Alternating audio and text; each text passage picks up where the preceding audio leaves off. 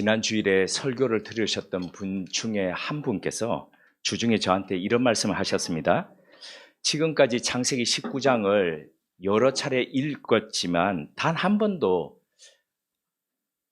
소돔 땅에 심판이 일어날 때에 롯이 아브라함에게로 돌아갔더라면 어떻게 되었을까 생각을 해보지 못했다는 겁니다. 만약 소돔이 멸망할 그때에 롯이 아브라함에게로 돌아갔다면 자신의 인생이 달라지고 딸들의 인생도 바뀌고 그리고 후손들의 삶도 달라졌을 것이라고 그랬을 텐데, 이런 생각을 말씀을 들으면서 하다 보니까 오늘 내가 살아가면서 내가 하는 하나하나의 결정들을 참 잘해야 되겠다. 그 결정이 내 삶을 달라지게 하고 내 가족과 내 후손의 삶에도 영향을 미치는구나, 이렇게 생각을 하셨다는 겁니다.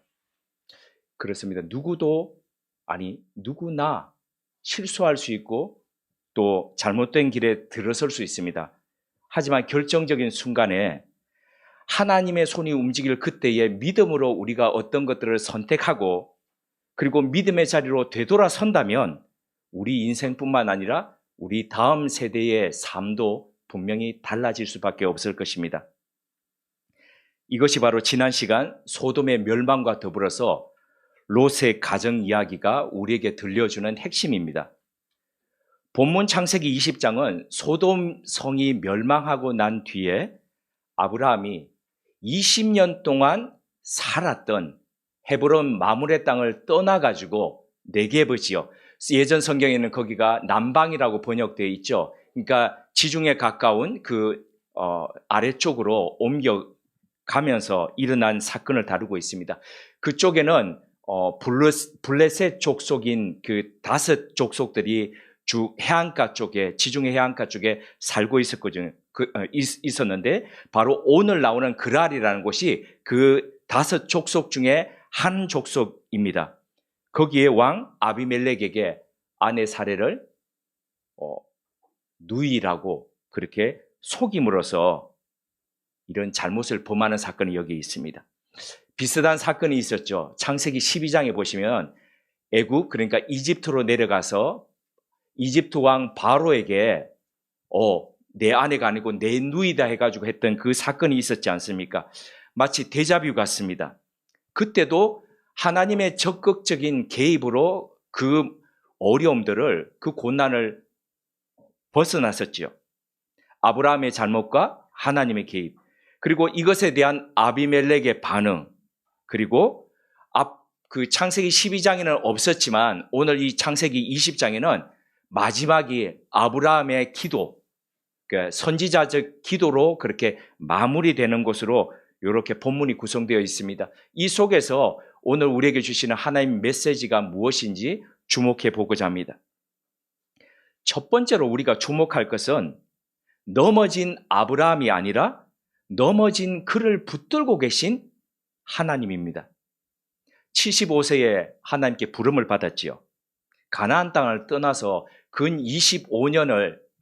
하란을 떠나서 근 25년을 지금 가나안에서 생활하고 있었습니다. 그 기간 동안 수많은 사건들을 겪었습니다. 그 사건들 속에서 하나님이 그의 삶에 직접적으로 개입해가지고 그를 구해주시고 그와 더불어서 어떤 역사를 이루어 가시는지 25년이 바로 믿음의 역사였습니다. 한 사건들 속에서 하나님을 뜨겁게 경험했습니다. 처음에는 이 사람이 진짜 믿음의 사람이 맞나라고 생각될 정도의 모습을 보였습니다. 이집트 왕 바로 앞에서는 완전히 쫄보였습니다. 두려워가지고 그냥 벌벌 떨던 그런 사람이었죠. 못난 가장이었습니다. 그런데 이 사람이 점점점 용감한 족장으로 그렇게 서갑니다.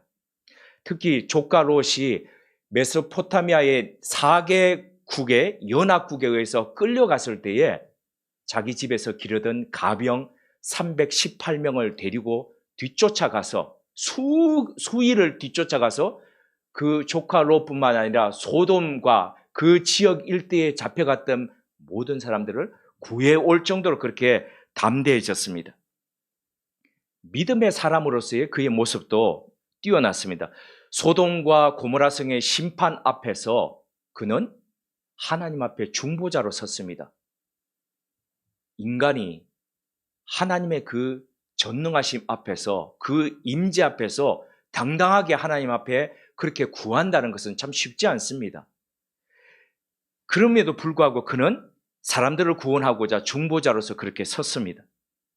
그런데 그랬던 사람이 25년 전 이집트에서 그가 범했던, 저질렀던 그 잘못과 똑같은 잘못을 지금 그대로 저지르고 말았습니다.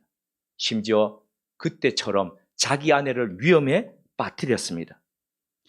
하갈과 관련된 설교를 마치고 김밥을 나누면서 전심을 할 때에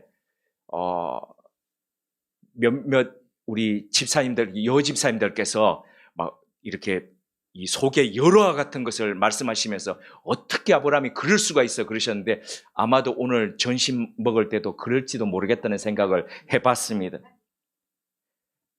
욕먹어도 싼 사람입니다. 잘못이죠. 분명히 잘못입니다. 그런데 우리가 어디에 포커스를 맞춰야 될 것인지를 생각해 봐야 됩니다. 아무리 나이를 먹어도, 아무리 신앙생활을 오래 했다 하더라도 사람은 넘어졌던 자리에서 또 넘어질 수 있습니다. 아브라함의 이런 모습이 바로 우리 인간의 수준이고 그리고 실력이라는 것을 알아야 됩니다. 어떻게 이럴 수가 있어가 아니고 나도 그럴 수가 있어로 봐야 된다는 거죠. 그 속에 인간의 약함과 죄악성을 봐야 되는 거죠. 이것이 우리가 첫 번째로 주목해야 될 부분입니다. 누누이 강조드리지만 성경 속에 있는 그 믿음의 사람들이라고 하는 사람들 중에서도 완벽한 사람이 없습니다. 어떤 때 보면 저거 어떻게 저게 믿음의 사람이야? 이럴 정도로 의문조차 들지요. 그런데 우리가 놓치지 말고 끝끝내 잡고 있어야 될 것이 뭐냐면은 바로 그런 사람을 하나님께서 포기하지 않으시고 붙드셔서 믿음의 사람으로 바로 세우셨다는 그 하나님의 열심과 하나님의 열정입니다. 사람을 포기하지 않는 하나님의 열심과 열정이 실수투성이 반복된 똑같은 잘못을 저지르는 그 사람을 끝까지 잡고 가셨다는 이 사실이죠. 그래서 그 결과가 우리가 바라보는, 우러러보는 믿음의 사람이 되었다는 것, 이것을 잊지 말아야 되는 거죠.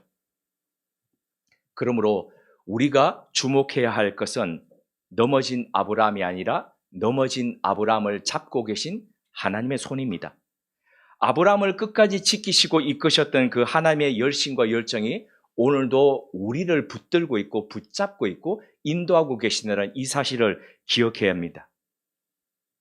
그런데 여기서 우리가 꼭 짚고 넘어가야 할 한 가지가 있습니다. 그것은 아브라함이 넘어진 이유입니다. 왜 그가 자신의 아내를 2번씩이나 여기서 누이라고 거짓말을 했는지, 그 거짓을 합리화하기 위해서 왜 초라한 변명을 이후에 계속 나열했는지, 왜 그렇게 했는지를 살펴볼 필요가 있다는 겁니다.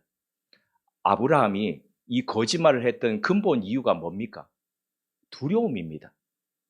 낯선 땅에 갔는데 그곳에서 최고의 권력자가 자신의 아내를 강탈하기 위해서 자신을 죽일지도 모른다는 그 두려움이었습니다.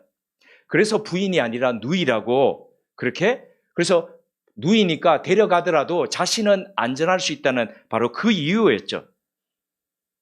근데 만약에 그런 두려움이 엄습해 왔을 때에 그가 25년 전에 자기가 똑같은 잘못을 저질렀을 때에 하나님께서 그를 어떻게 구원해 주셨는지를 기억했다면 어떻게 되었을까요? 똑같이 그렇게 했을까요? 자신의 실수, 그것으로 인해서 위험에 빠졌던 자신과 자신의 부인을 어떻게 구원해 주셨는지를 알았더라면 두려움을 분명하게 넘어섰을 것이라는 거죠. 블레셋의 조그만 족속인 한 부족인 그랄은 대제국인 이집트와는 비교도 되지 않습니다. 이집트는 전 세계 역사 속에서 한 획을 걷는 엄청난 제국이었습니다. 그런데 그 제국의 파라오 앞에서도 하나님께서 구원해 주셨다면 일개 부족 국가인 그랄 왕에게서 하나님이 구원해 주시지 않겠습니까?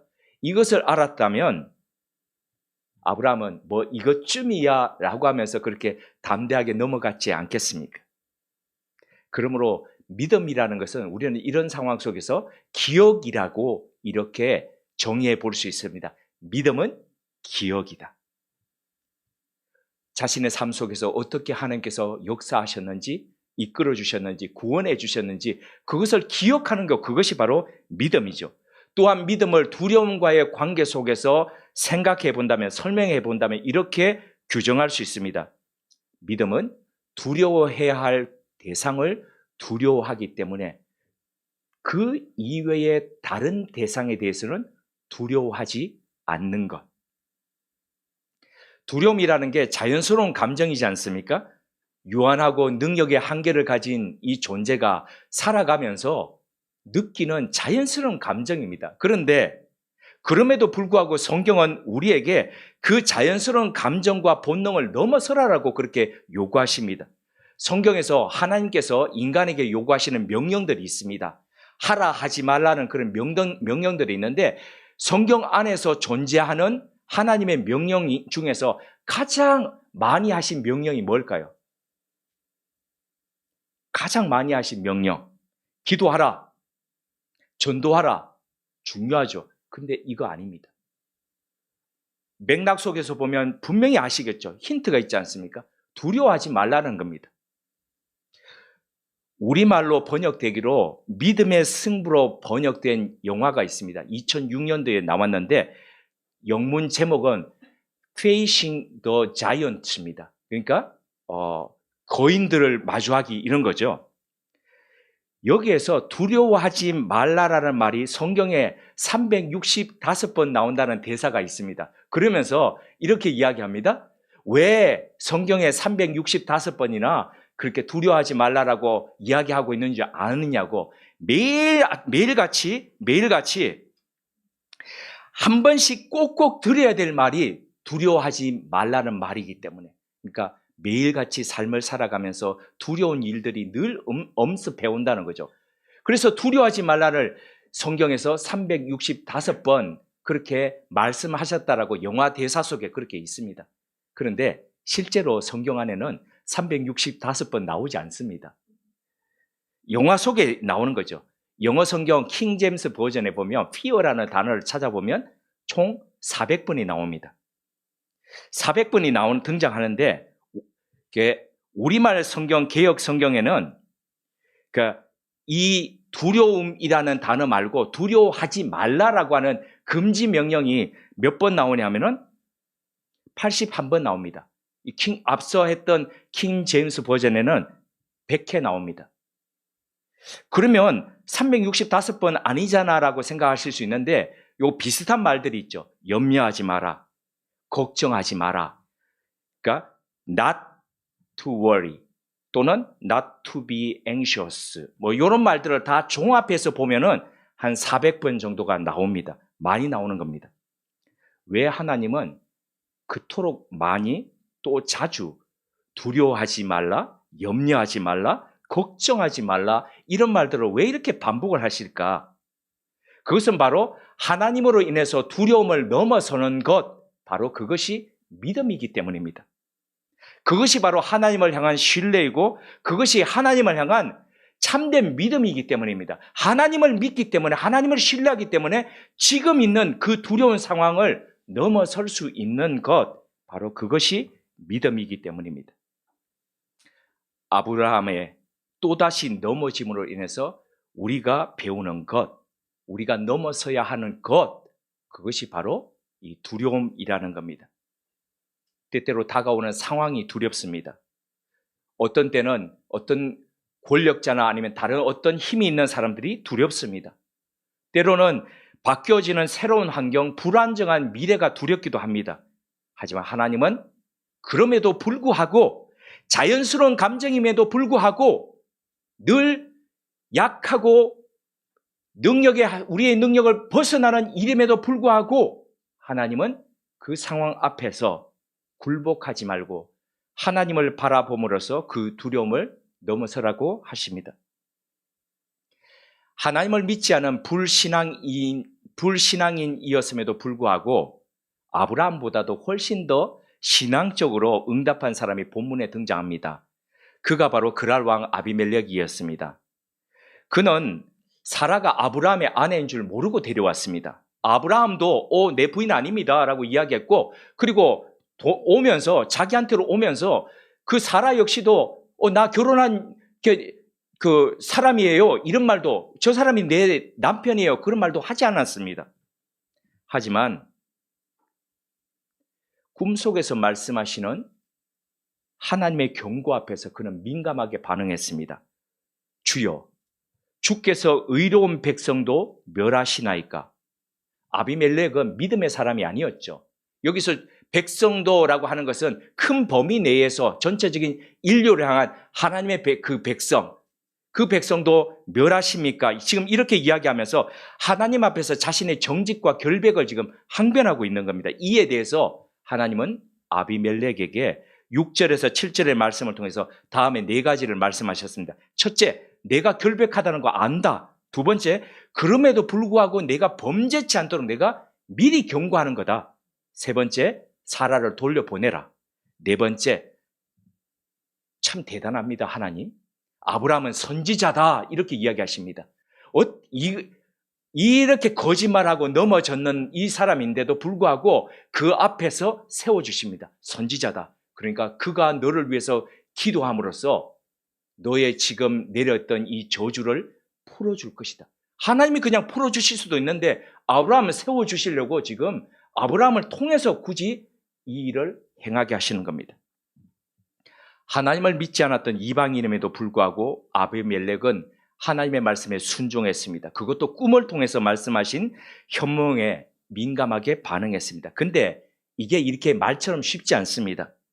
사람이 살아가면서 얼마나 많은 꿈을 꿉니까? 어젯밤에도 아마 새벽에도 꿈을 꾸셨을 겁니다. 하룻밤에도 어떤 때는 수차례의 꿈을 꿉니다. 그런데 그 수많은 꿈들 중에서 어떤 게 하나님의 주시는 꿈이고 어떤 게 하나님이 아닌 개꿈인지 어떻게 우리가 분별하고 식별합니까? 많은 사람들이 성경을 읽다가도 그렇죠. 어떻게 이게 하나님의 말씀인지 하나님의 말씀이 아닌지 어떻게 구분합니까? 좌우 맥락 상황을 살피면서 그렇게 이 뜻을 어떻게 적용해야 될 것인가 늘 그렇게 가는 것, 식별해 가는 것, 그게 우리의 일이지 않습니까? 그런데 수많은 꿈들 중에서 어떻게 그렇게 알 수 있을까요? 그런 면에서 이 아비멜렉 보십시오. 평소에 그의 꿈에 그렇게 등장하지 않았을 겁니다. 그런데도 불구하고 이는 하나님의 뜻과 섭리를 정확하게 지금 파악하고 받아들였습니다.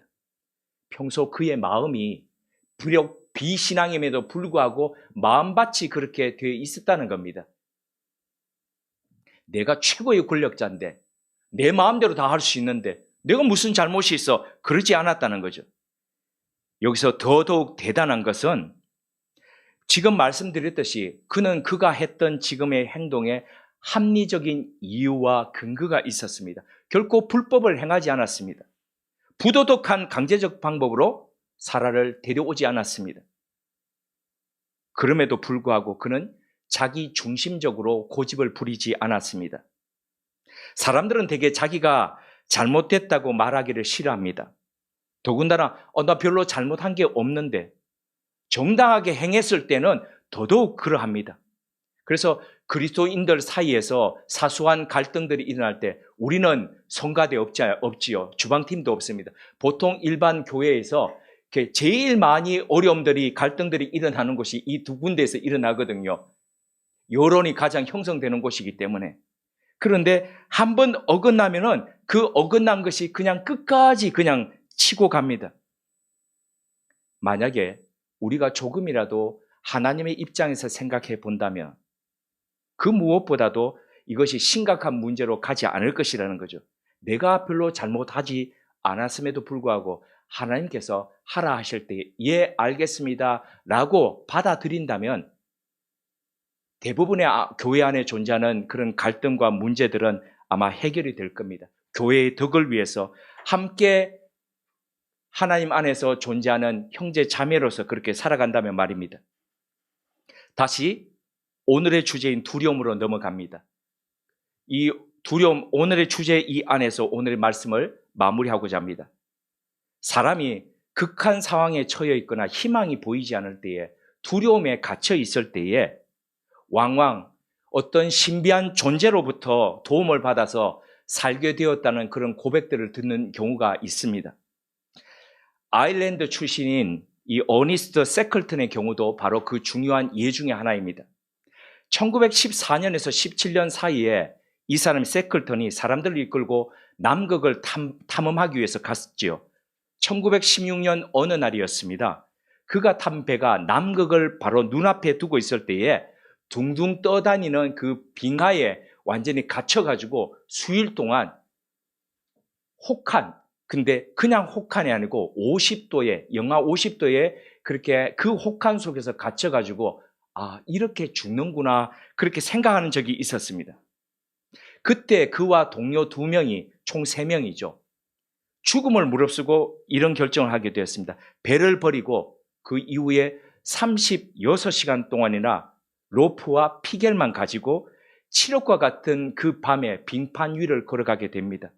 눈보라가 극심하게 몰아치고 밤이 계속되고 있습니다. 빙판 위에서 그는 사투를 벌입니다. 다들 이렇게 죽어가는구나. 36시간 동안 그렇게 가니까요. 세클턴이 이 심신이 극도로 피폐해졌을 때에 그때도 반드시 살아야 되겠다는 이 희망을 놓지 않고 가고 있을 때에 그가 신비한 체험을 했다라고 고백을 하고 있습니다. 그는 그 특별했던 순간을 다음과 같이 그의 일기 속에 기록을 했습니다. 나는 이 길고 뼈를 깎는 듯한 고통이 수반된 행군에서 신비한 현상을 경험했습니다. 우리는 3명이 아니라 4명이 함께 걷고 있었습니다.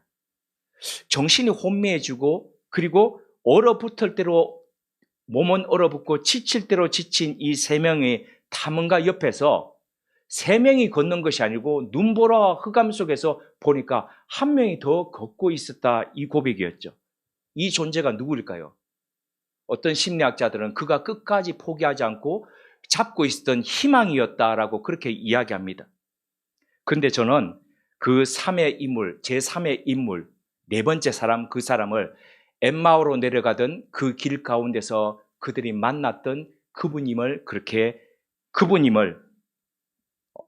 저는 그렇게 생각합니다. 실망과 두려움과 분노와 좌절, 온갖 감정들을 가지고 예루살렘에서 엠마오로 내려가던 글로바와 그리고 다른 2 제자 곁에서 걷던 3번째 인물, 그분이 두려움을 넘어서 생명으로 그 둘을 이끄셨습니다. 그러면서 떡을 떼어주시면서 그들의 어두운 눈을 밝히셨을 때에 그들은 부활하신 주님이 그들과 함께 계셨다는 것을 비로소 알게 되었습니다. 나는 부활이요 생명이다라고 말씀하시면서 인간의 가장 큰 두려움이었던 죽음마저도 그 죽음이 오히려 두려워하면서 물러가도록 했던 바로 그분이었습니다. 바로 이분을 저는 아브라함이 경험했던 그랄왕 아비멜렉 앞에서 그는 어쩔 수 없이 거짓말로 통해서 모면하려고 그랬고 그 어려움 속에 사라는 처해 있을 때에 구해 주셨던 분이 바로 이 제3의 인물 하나님이시고 그리고 이분을 엠마오로 가던 제자들이 만났던 바로 그분이고 바로 그분이 세클턴 곁에서 같이 있었던 그 제3의 인물임을 압니다.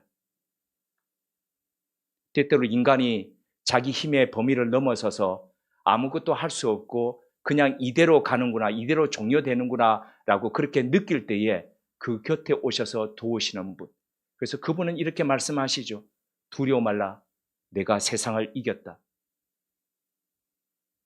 네가 두려워하고 네가 몸서리치고 네가 포기하고 있는, 주저하고 있는 그 세상을 내가 이겼다라고 말씀하시면서 눈보라 속에서, 포기 속에서, 두려움 속에서 우리 손을 잡고 그렇게 동행해 주십니다. 이분의 오심을 기억하고 다시 오심을 대망하는 대림절 셋째 주일입니다. 우리는 어떤 기다림의 불을 밝히고 이분을 맞이해야 할까요? 두려움을 바라보던 우리의 눈을 돌려서 바로 이분을 바라보는 것이죠. 수많은 시행착오와 반복된 우리의 잘못 속에서 개입해서 해결해 주시는 바로 그분. 나는 믿음의 사람이라고 했지만 믿음의 선택을 하지 못했고 믿음의 결정을 하지 못했고 나 하나 살자라고 다른 사람을 어려움 속에 빠뜨리는 나는 바로 그런 사람이지만, 그러나 그것에 개입하셔서 그것을 다시 승리로 바꿔주시는 바로 그 하나님께서 오늘도 우리를 일어서게 하시고 우리를 살게 하십니다. 인간적 계산과 실수에도 불구하고 오늘도 우리를 선하게 자비와 인자로 인도하시는 분이 바로 우리와 함께하고 계십니다. 주변을 둘러보고 우리 자신을 돌아보면 어디 하나 잘난 구석이 없습니다. 하지만 선하신 하나님의 능력과 은총이 어제나 오늘도 변함없이 우리와 함께하고 계십니다. 이 은총을 기억하면서 날마다 그 은혜를 덧입어서 두려움을 넘어 승리해가는 우리의 아름다운 삶 되시길 주님의 이름으로 기원드립니다. 함께 기도하시겠습니다. 하나님, 우리는 자주 실수하고 자주 넘어집니다. 같은 문제로 고민하고 같은 잘못을 만들어냅니다. 이것이 우리의 실력이고 민낯입니다. 하지만 하나님은 이런 우리를 끝까지 붙드시고 인도하십니다. 끝내 승리한 삶이 되도록 포기하지 않는 열정과 열심으로 우리를 새롭게 빚어가십니다. 이 하나님을 기억하기에 날마다 두려운 현실과 상황 앞에서도 물러서거나 쫄지 않기를 구합니다. 하나님을 두려워하기에 하나님 아닌 것들 앞에서 당당하게 이겨가고 넘어가게 이끌어 주시옵소서. 때로 우리의 실수로 우리의 잘못으로 두려움 가운데 있을 때에 하나님 개입하셔서 우리를 이끌어 주시고 실망과 좌절 가운데 엠마오로 갈 때에 우리 옆에서 동행하셔서 우리를 새로운 희망과 소망으로 세워 주옵소서. 이것이 오신 주님을 기억하며 다시 오신 주님을 기다리는 마라나타 우리의 신앙 되게 하옵소서. 예수님의 이름으로 기도드립니다. 아멘.